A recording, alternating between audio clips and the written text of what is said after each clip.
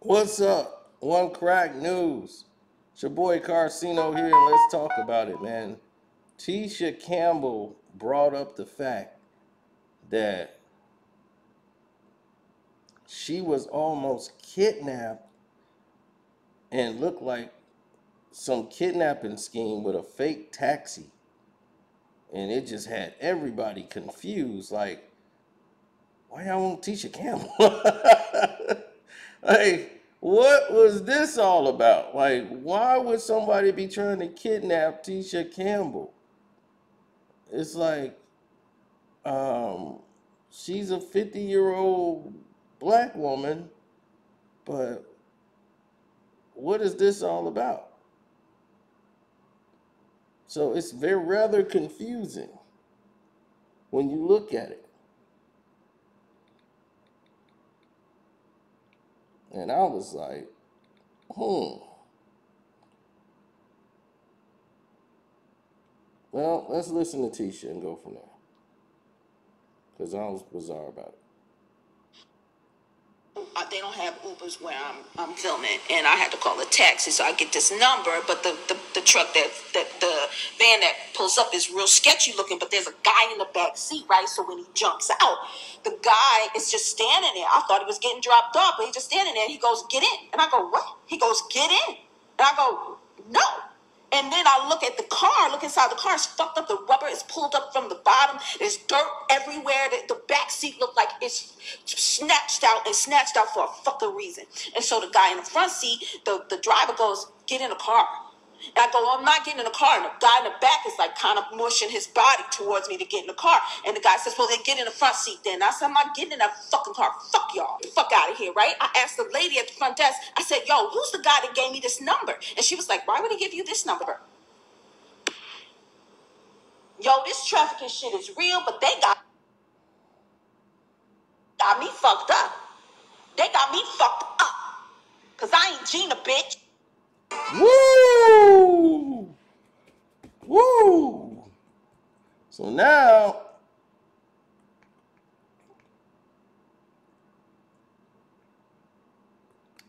whoever or whatever project she was working on, somebody gave her a number for this cab company to come pick her up. Why isn't it their investigation into it? Or is there one? What's going to happen? Who's the person that gave it a number? See, if you're going to come out and do that, you got to go all the way. Because you can wind up missing behind all this stuff. For real. People are trafficked during this time more than any time in the world. This is like the peak season for people to come up missing. January, February. They kick those months right off. Because people are partying from New Year's, people go out and do changes, and they are really just coming off of all of these celebrations, and they get ready for Valentine's Day and all of these things that they're putting their money to, and people are so distracted with Super Bowl and all of this football and big events that they lose track of what's going on. And by the time you hear about it, it had already happened. You're reading about it in a paper or something, and it went down, and you're like scratching your head, like, wow, can't believe this just went this way.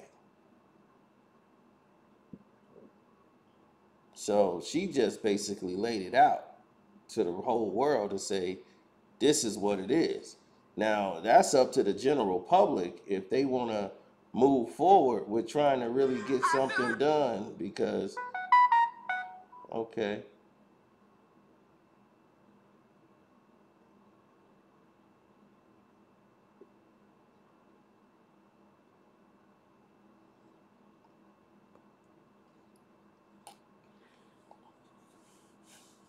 Well, it's a lot of it's a lot of things on the table, a lot of things that are up for grabs, a lot of things that are not accustomed. Like a lot of people are not accustomed to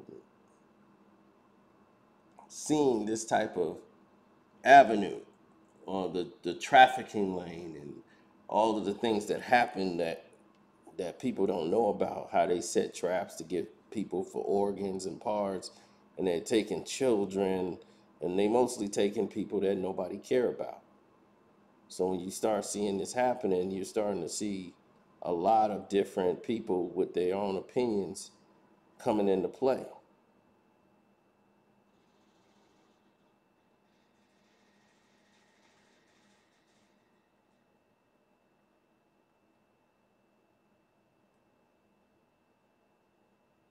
Well, I look at it like this. The reason why trafficking is going on is because people know exactly what they're getting.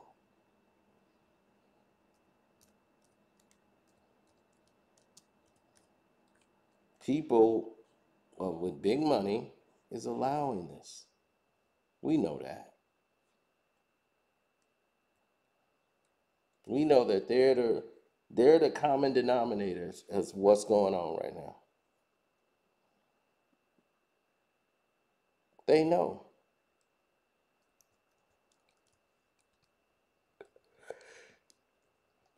Now, what are they prepared to do about it?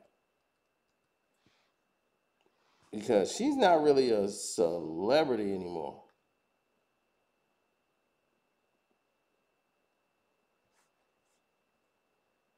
Tisha Campbell is not even that. Because she went public and did what she did and described what she was going through. And she was in Brownsville, Texas.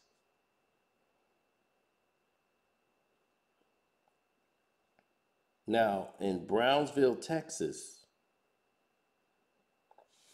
is where they're locating for the movie shoot. And they didn't have Uber, they don't have Lyft, they don't have anything over there. So they have to call a taxi service. And a man at the hotel gave her the number. And it was a sketchy van that they tried to get her in that ended up turning into some type of cab like car or whatever. And she wasn't feeling safe about getting in there, so she refused. And they couldn't believe that she was given that number. The lady at the front desk could not believe someone gave her that number. And it wasn't a normal one for a taxi company. And she believed it was set up.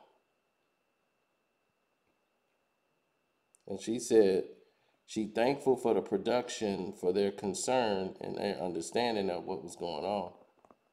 But she said the police department responded and they said they're going to launch an investigation into it.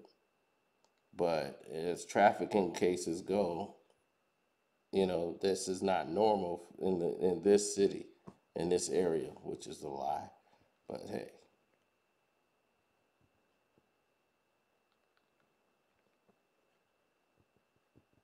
so they say, tell her to reach out to us, on the matter, and we can start the formal investigation to go on because this doesn't normally happen in our city. So, of course, but what else they gonna say, right?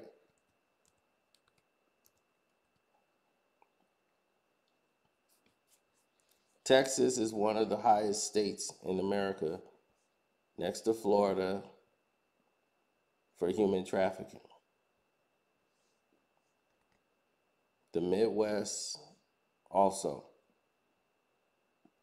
because no one are looking for these children that are missing.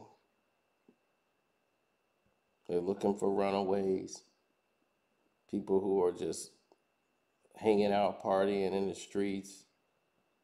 And the South Texas border is known for heavy trafficking. And We just want to know what's going to be done about it. So when we got more information, I'll let you know. And I'm out.